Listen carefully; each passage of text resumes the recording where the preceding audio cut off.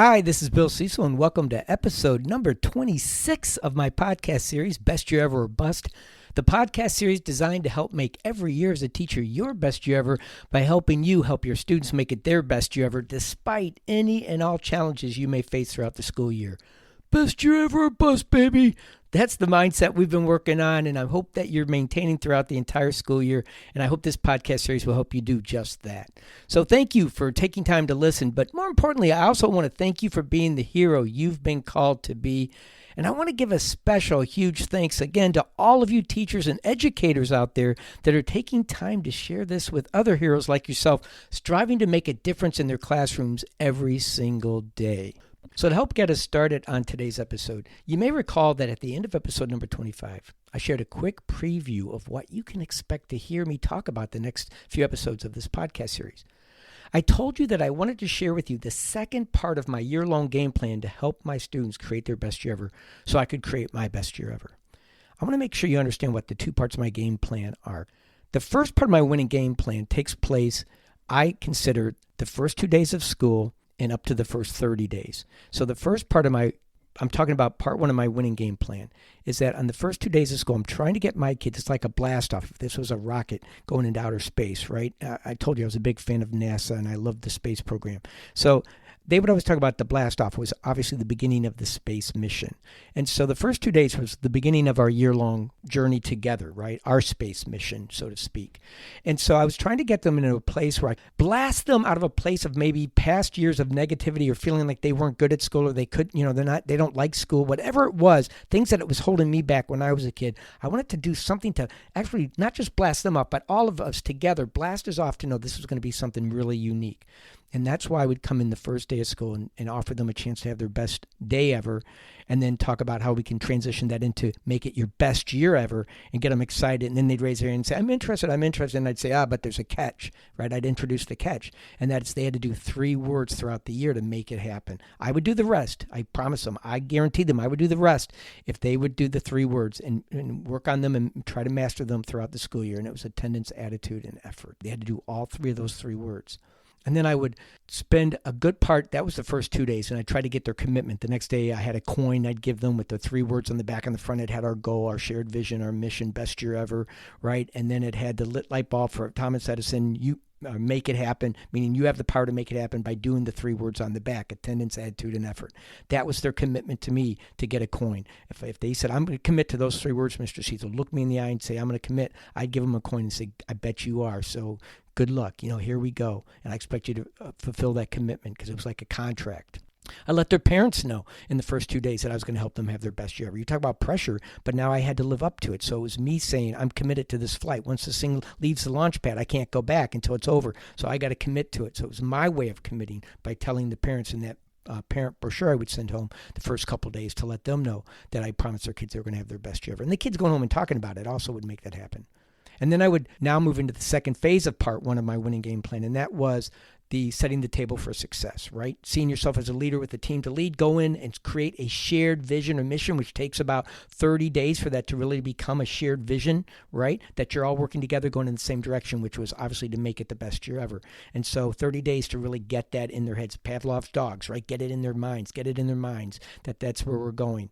And then also to get them to start getting out of their nest that they feel safe in and start to work with others to build the team, take time to build the team. I talked about that in the early episodes. And then about, obviously, procedures. You think about a rocket going to the moon and back, there had to be a zillion procedures. Well, we didn't have quite a zillion. We might have had a few million procedures, it felt like some days. But seriously, we had a ton of procedures, and I had to take those a few at a time, teach model practice, and celebrate them when the kids did them, right? And teach model practice and model them, and then have them practice it, and then when they did it, to praise them so it becomes a habit long enough so it becomes a habit. Again, Pavlov's dogs, it had to become a habit. Just like you want those astronauts not to have to think in outer space so much as just to react. If they got into a really bad situation and things were happening real fast, they would just go into go mode and do what they've been trained to do. And then we talked about the importance of rules and consequences, right, to make sure it stayed safe. So I was basically creating a positive, safe learning environment during those first 30 days, creating that shared vision and mission so we're all going together and building a strong team that would help get us there. So I was actually sort of building our rocket as we were going up those first 30 days, right? But that got us out of the Earth's atmosphere now into space, and now we're going towards the mission, which wasn't the moon, but was to make it our best year ever and back, and to know how to do it in the future again and again and again. So my goal is in the next few episodes, I want to spend some time on the second part of my winning game plan, which takes a lot less time because, blast off takes a lot of energy and a lot of work to get it up off the ground. You've done that.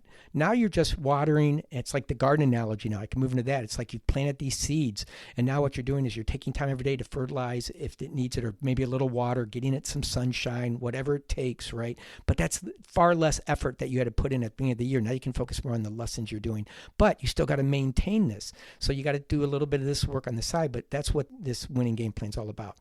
And it's called teams. And it spells out 5 things that I would do, included to help keep the rocket moving, keep our mission going strong, right? To keep us going the entire trip to create our best year ever. So these are things you could work in every day in little bits. And it consisted of teams. Target talk was T. Environment. I'll talk more about these in detail.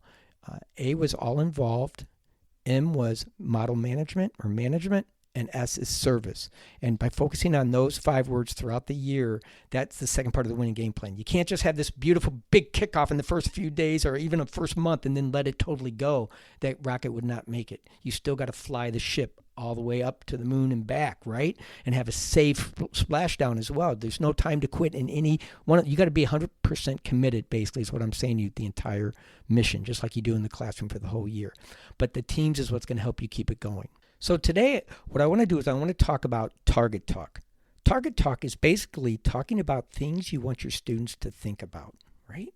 It's like that boxer. Every day I'm jabbing away, not trying to knock them out one big punch the first day of school. You're going to have your best year ever, never talk about it again. It's getting them to start thinking about what you want them to think about every single day. Things that will empower them, things that will make them think more positively. Or the garden analogy, again, you planted the seeds, but you want to keep watering it and providing sunshine and fertilizer whenever you need it, to feed those plants to help get them stronger. And so this is mentally, I want to feed my students or jab away at them with positives to keep them thinking about positives, keep it in the forefront of their brain so they're thinking about it. There's a couple of quotes I like that explain why I'm trying to do this and get you to do this as well. And the first quote is, "You become what you think." That's by Buddha.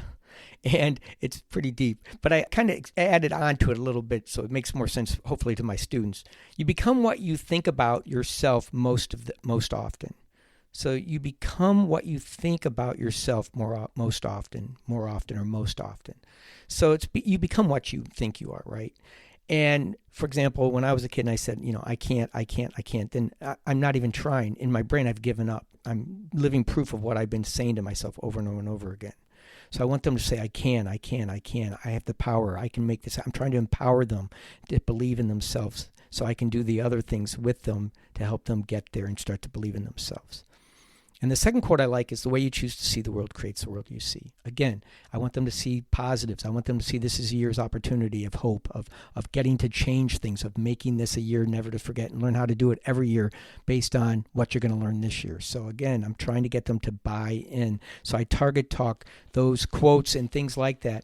But today I'm talking about target talk. Specifically, what I want to do is I want to give you 3 examples of how I would use target talk. There's lots and lots of different ways to use target talk in your classroom. It's a very powerful tool. And what it just basically means is it's like hitting targets. That's why it's target talk. You're trying to hit targets of where you want to, as you're teaching the lesson, you want to hit specific objectives, right?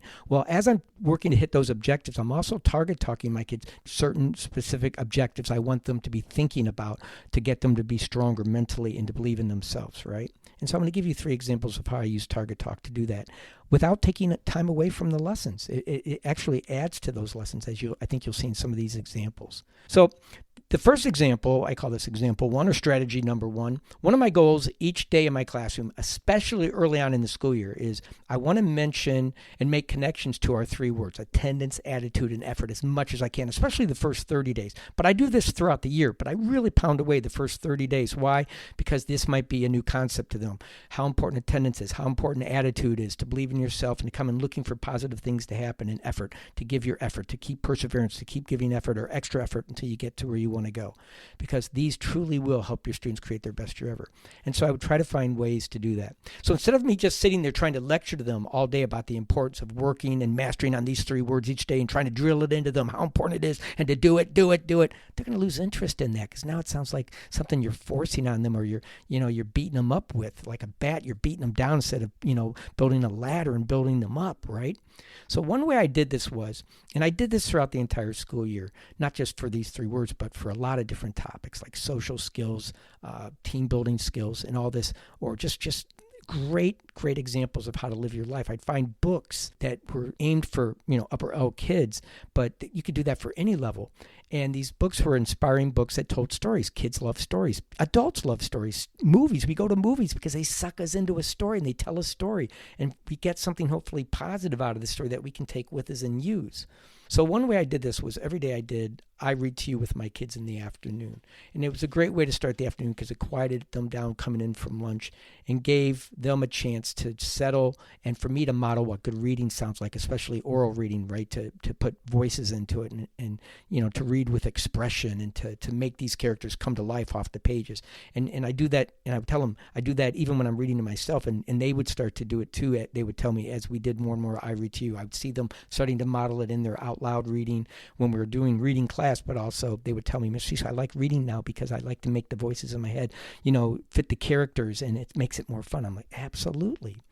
So each afternoon I would start off with I had my favorite list of books, and I'm going to tell you about one of my favorite books. It was perfect for my grade level because it was about a 5th grade boy named Bradley Chalkers. And he struggled in school every year, just like I did, pretty much up until about 4th, 5th grade, 6th grade. And it changes his life in this story. It's funny. It's a funny story. It's written by Louis Sachar. It's called There's a Boy in the Girl's Bathroom. That's the title of the book. There's a Boy in the Girl's Bathroom. And it's by Louis Sachar, who's a great author, many good books. But it was the ideal book for me to read to my 5th graders because not only was it funny, like I said, it really gave you a sense of Bradley Chalkers and the journey he went on to go from struggling to not struggling anymore in his life. So it'd be a role model maybe for my kids that were like me that struggled to maybe see it from not me telling them it's going to happen, but hearing it or seeing it happen to this 5th grader throughout this story, hearing about it through this story, that how he transitioned from struggling to not struggling.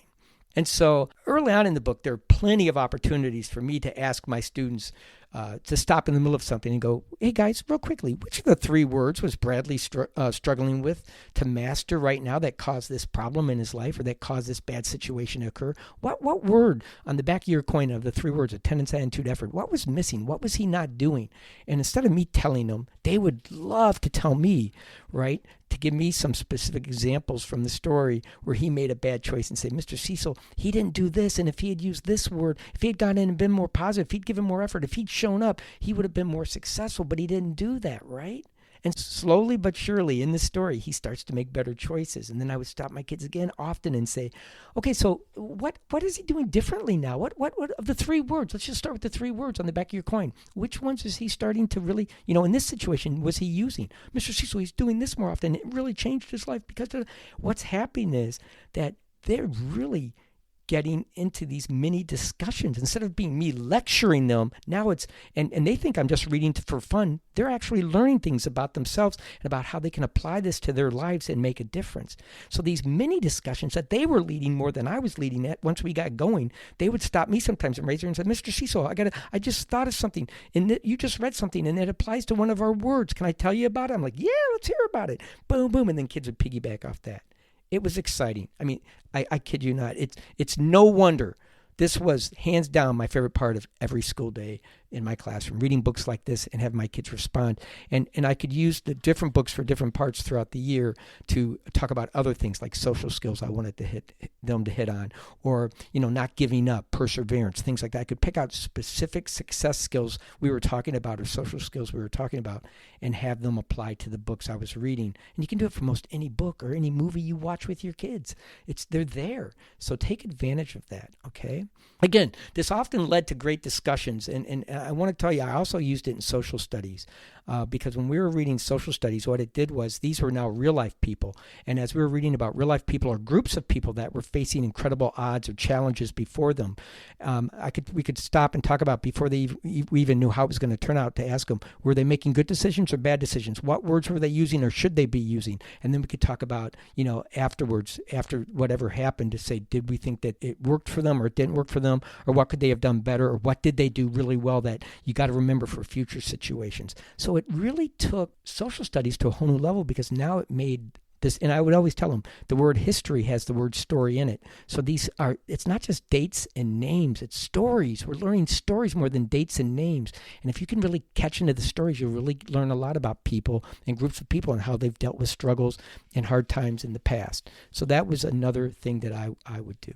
Okay, so now I want to move on to example or strategy number 2 of Target Talk. Of how I would, and again, these aren't just the only way you can use Target Talk. I'm just giving you 3 examples, but this is number 2 of how I would use Target Talk with my team of students throughout the year. So as I would get to know my students, I would start to choose very specific social skills that I thought would be great for, would be a benefit for our entire team, or specific members of our team that might be struggling with one without pointing them out. I could make it a class social skill that we were going to work on. But every 2 or 3 weeks, I would come up with a new social skill and I would post it, and then we would, go through that process. But before I do that, I don't want to get ahead of myself. So according to the Collins Dictionary, I looked this up just to be, I want to be specific. It defines social skills as the skills necessary in order to communicate and interact with others. Oh boy, is this important in this day and age of social media, when kids aren't used to even talking face-to-face with each other anymore, especially with adults, right? It defines social skills as the skills necessary in order to communicate and interact with others. I can't help but get on that soapbox once in a while. I'm sorry, but it's true. All right, so social skills played an important part. So I use Target Talk a lot with social skills in my classroom. And that's what this example is about. By the way, you can also use different words to use for social skills. For example, like life skills, people skills, social graces, team building skills, which I would call them often, or interpersonal skills. I've heard, like, even at the adult level. So, but like I said, every couple weeks or 2 or 3 weeks, I would choose a new social skill, and it was a social skill of the week, we'd call it, even though it was every 2 or 3 weeks. We'd get busy, but we were doing this throughout the year, and I would either have a bulletin board up, or we would just stop and I'd put it up on the bulletin board or talk about it, but we'd somehow define it and make sure it was there. Everybody knew it was our focus. So usually I would choose one that I felt we needed to work on during that specific 2 or 3 week span. So I would look for trends, just like coaches do. They're always watching their players and figuring out, what do they need? What can I be training them for before the next game? They were weak in that game. I don't want to see that weakness again in this game. So you're scouting. You're always scouting and thinking, how can you make adjustments? This is a great way to do that. All right. So, I looked up social skills, and I found some sites even said like they had 40 or 50 different types of social skills. So go through, but you'll see some that really might jump out at you, and you can make a list of those that you maybe want to use throughout the year with your students. And this works at any grade level. Again, social skills, being able to go out in the real world and have good social skills. I hear a lot of people say that's missing right now in the work world.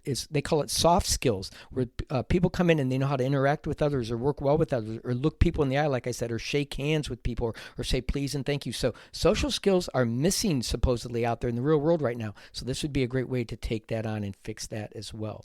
All right. So let's say I'm focusing on the social skill in my classroom 1 week of initiative, right? And so what I would do is number one, I'd post it on the board, introduce it as, here's a social skill we're going to be working on, guys.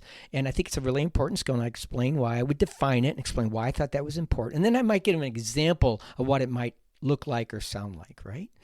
And then I would laser focus on the students using that social skill and publicly praise them every time I saw one of them using that word, right, or doing that word. And so if I saw, for example, during initiative, if I said, for example, I saw a kid bend down and pick up a piece of paper and say, hey, you dropped your homework, here you go. And I'd see that.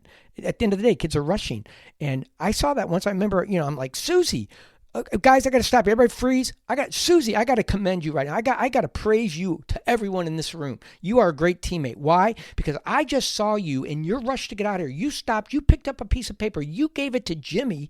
Good job. Susie, you saved Jimmy from getting a late assignment tomorrow, because when Jimmy got home tonight, it's going to wreck his night. He's going to be panicked about the homework, because I know Jimmy cares about his work, right? Jimmy, you care, right? Yeah, see? Jimmy cares. He would have been stressed out that he didn't have his homework. And then he'd come to school tomorrow without his homework, and he knows he's going to start the day off in a bad way because he doesn't have his homework. Why? All of this is disappearing because Susie saved the day by simply taking less than 5 seconds out of her time to bend over, pick up that piece of paper, tap him on the shoulder and say, hey, Jimmy, you dropped this. Here you go. What a great teammate. And I would do that all the time for every social skill. I would look for examples to stop the kids right in the middle of it. And I would praise them up and down and tell, so the other kids start to do it. And then, they would just go, oh man, I got to be doing this more myself, because I want to get Mr. Cecil's praise. Man, he goes crazy about this stuff, right? And so they would go out of their way, try to make me see that I was doing, like some kids would be looking at me as they're picking up things and giving it back to kids, and I'd laugh and say, hey, I just saw. But it became almost a joke. But what it was keeping it on the front of their mind, jabbing away like the boxer, or feeding that garden, letting those plants grow stronger in this area, right? And I do that for each of the social skills. By the way, I would also do this. I would share the social skills of the week with my specials teachers, like PE, music teacher, art teacher, whoever. I would even encourage my kids, or in the lunchroom, I'd say to lunch, hey, we're working on this skill. If you do me a favor, if you see my kids doing that, could you praise them? Because I'm trying to get them to see other people notice it other than just me, or the office staff, or the custodians. And these people, they were part of my team. These weren't just staff members, support staff. Yeah, they were support staff in that they supported my cause in my classroom. They were valuable members of my team, right? And so what they would do is they would do it in the lunchroom. Hey, and I would say to my kids, like if it was have manners, say please and thank you. I would tell them that week, go in the lunchroom today. And every time somebody asks you something, if they said, do you want, say, oh, please, thank you. And when they give it to you, yeah, I said, thank you. And so I would have the lunch aide sometimes come in and say, oh, your kids are so polite. They were cleaning up a table and I complimented them and they said, thank you. And so I don't get very many thank yous, Mr. Cecil. So thank you. Thank you for helping my team see this is important. And I take it a step further in my parents' book that I wrote, 7 Winning Strategies to Help Your Children Succeed in School and Life. There's an exercise in there where I talk about you could team up with the teacher, and you can team up with the parents. We talked about this, right? Where you can actually tell them in advance through a note, a text, or whatever that you're going to be focusing on this life skill or this social skill for the next few weeks. Could they please find examples of it at home and praise them at home so they're hearing it at school, in their specials, on the playground, at lunch, or wherever during school, in my classroom. We're inundating them with this word, keeping it in the forefront. And then obviously I don't just let it disappear. I bring it up every so often. But even when we get a new focus word, I still go back to it once in a while, but to keep it alive. But the point is, you can use this and it will make a big deal. And by the way, I'll tell you what, this is a fun one too. I will talk about it so much that I will get my kids at some point starting to talk about it, and to the point where they know I'm exaggerating it, because I'll say, boy, initiative, and they start giggling. I'm like, what? Are you making fun of me for talking with the word initiative? Such an important, it's our focus word of the week. And so it would get silly, but they would start using it, and it was something, they were using it to make a joke to me, to show me that, we're doing it too. We're hyper doing this. We're really into it. And it would be silly fun, but it was sticking, because why? Pavlov's dogs. They do this long enough, it starts to become a habit. So it's just these are little things, but they make a big difference. All right, I'm going to keep going. Strategy number. By the way, I do want to note, this is a very positive way to get your students to think about behaviors you want them to be thinking about. Okay, again, without sounding like you're preaching at them. Too often in school, we're preaching at our kids. We're telling them, do this, or worse, we're back-ending them when they don't do it, and then we beat them up for, like, why can't you do that? Guys, why can't you be quiet in the hallway? Why can't you guys quiet down here in the classroom? Why? Instead of front-ending them and say, guys, I want to thank you in advance for everything you're doing to really make this work in here, and for showing initiative, and for showing manners, and saying please and thank you to our support staff, because they deserve it. And you guys, you're starting to be leaders in the school, which is another theme I'll be talking about here in a couple days. But my point is, This is a fun thing, but you can target talk it in no matter where you're going. Again, you could be reading a story and say, where did they not have manners? Or where did they not use a good social skill? Or in social studies, what social skill was this group of people missing? Or the people they're fighting against, what social skills did they use to get them to change their thinking or to change the way that things were going to work out? So we would use it, integrate it into what you're doing, and it will make a big difference. All right? This, which leads into my third strategy, and this one doesn't take long at all. I want you to start each day by saying, like I would start each day in my classroom with something positive for the kids. For example, I shared back at the beginning when I was talking about best year ever and how to keep that going in your classroom for 30 days. I would do this all year long. I would start each day off by saying things like, good morning, everyone. Welcome to day whatever of your best year ever. I would say, I'm so excited that you're still using your 3 words, attendance, attitude, effort every day to make this happen. Remember, you have the power to make it happen. So I'm really proud of you for doing that. It's going to be a great day. So let's get started. Now, again, this was a positive way to start each day by replanting those very powerful thoughts in their minds. Think about it. In that short amount of span, I put in at least 4 good thoughts. We're working individually and collectively to make this our on our shared vision or mission to make it our best year ever. That's number 1. Number 2, that they have the power to make it happen by using the 3 words, right? They have the power to make it happen. I'm letting them know they're strong, that they can do this. They have the power to create their best year ever by following those 3 words. In this short amount of time, I shared that I welcome them, right? I say, it's good morning, everyone. It's so good to see you, right? Or it's great to see you. So whatever, but I'm saying something that they know they really are welcomed. And it's true. It's sincere. Again, you have to be sincere. I want them to know every day I'm so glad they're there because I can't have my best year ever without them being there. So they, we need each other. So I am excited and I want them to know that. And then I say, instead of just, come on, guys, we got to get started. I'm saying, we got a busy day ahead of us, but it's going to be a great day. So let's get started. Like I'm anxious to get to it because it's going to be a great day. I know I got some good things planned for you. So I'm already planning in their minds to look for those great things. Why? Because the way you choose to see the world creates the world you see. So if they're looking for good things, they're going to find good things. And I've got those, not every subject, not every moment of the day again, but they're going to find them. Why? Because they're looking for them. And I'm looking to put them in there as well, right? If you think about it, and I'm not putting teachers down, but we're so busy that sometimes we just, the kids come in right away. We say, okay, guys, the bell rang. Okay, everybody sit down. Come on, we got to get going. We got a busy day to go. Let's get started. Okay, here we go. And then we jump right into it.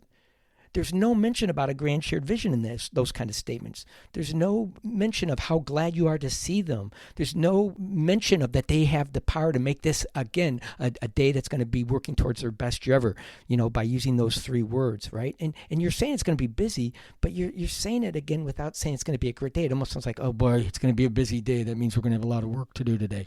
They framed it maybe in a negative way without even realizing it. So that's why I think it's important that we do this. All right. Whew, man, I'm tired. So as we begin to wrap this up, seriously, I'm excited about this stuff. I love talking about it. I want to make sure you understand how this can have such a large impact on minimizing and eliminating many of the challenges in your classroom, because that's what this podcast is about, right? That we can eliminate and get rid of some of the challenges that waste your time to teach and take away your students' time to learn, then this is a good thing. And Target Talk is a great way to do that, just by these examples, but many more ways you can Target Talk things. So basically, by taking a small amount of time to Target Talk about any and everything I wanted my students to focus on and work on, I provided them with a little subliminal reminders throughout the day of what things that they could do to help us stay focused and united, and then to praise them when they would do those things that I Target Talked about. Don't wait again until something doesn't happen to tell them. Hit them on the front end and say, hey guys, as we start to line up today, I just want to thank you in advance for every day you go out there in the hallway and you line up quietly. You're not talking while you're waiting for me or using a whisper voice if you are, that I allow you to use, but you're not using a normal voice, right? You're using a whisper voice while you're waiting for me, but you're in a single file line and you're waiting quietly on the line that we've established as our lineup line, right? So thank you for doing that. And also when we're walking down the hallway, you always stay together and you don't have your hands on any of the walls or, things that aren't ours, and you're staying together as a team. You're not spread out, right? Even though we're single file, we're together. And even though we're not marching, we stay to our line. We stay on a straight line going to where we're going. Guys, I can't thank you enough about that. So thank you for being leaders in this school. instead of, we go down somewhere and I'm like, guys, you were noisy again. Quiet down in the hallway. How many times have I told you, right? It's a negative. And they stop listening when it becomes a negative. So yeah, I'll call them on it if they don't do it at the end, but I'll try to turn it back into a positive about how they've done it in the past. But my point is, if you can get them more, make this more of a proactive point than a reactive point, I think you're going to see Target Talk as a very, very powerful thing. And the more you use it, the more natural it will become for you to use it. So just like anything, start small, build off it. But the more you use it, maybe you're just going to focus on one thing you're going to Target Talk during the morning and one in the afternoon. But start small, but get more comfortable with it. But the more you do it, the more comfortable you're going to get with it. And what's great is people will start to notice it. I've had visitors come into my room. I remember one of my favorite things they would say, Mr. Cecil, I'm always impressed by how many little you're teaching, but you just seem to weave in these nice positive comments to your kids about how they can do it or how well they're doing or how you know they're going to do something even before they do it well. And you just do it without, it's so flawless. And then you're right back into the lesson. Like it's all one. And so you'll do that too. It just takes time, but that's the art of it. Right? Learn the science and then make it into an art form. So that's fun. I hope you'll give these some Target Talk, some thoughts, and maybe start using it as well. And as I start to close, I want you to think about, as I wrap this up, how many little positives I'm going to weave into this last statement. Okay, so you have a little bit of homework again. No, I'm teasing. I won't call you individually and check up on you. But so as I close, think about some of these Target Talks that I'm throwing in there, little subliminal things that are positive. All right. In all seriousness, though, in closing today, I just want to thank all of you again for being the heroes that you are in your classrooms, striving to make a difference every day, and also for taking time to listen to this podcast series and share it with other heroes like yourself. So until next time, please remember, best year ever. You have the power to make it happen.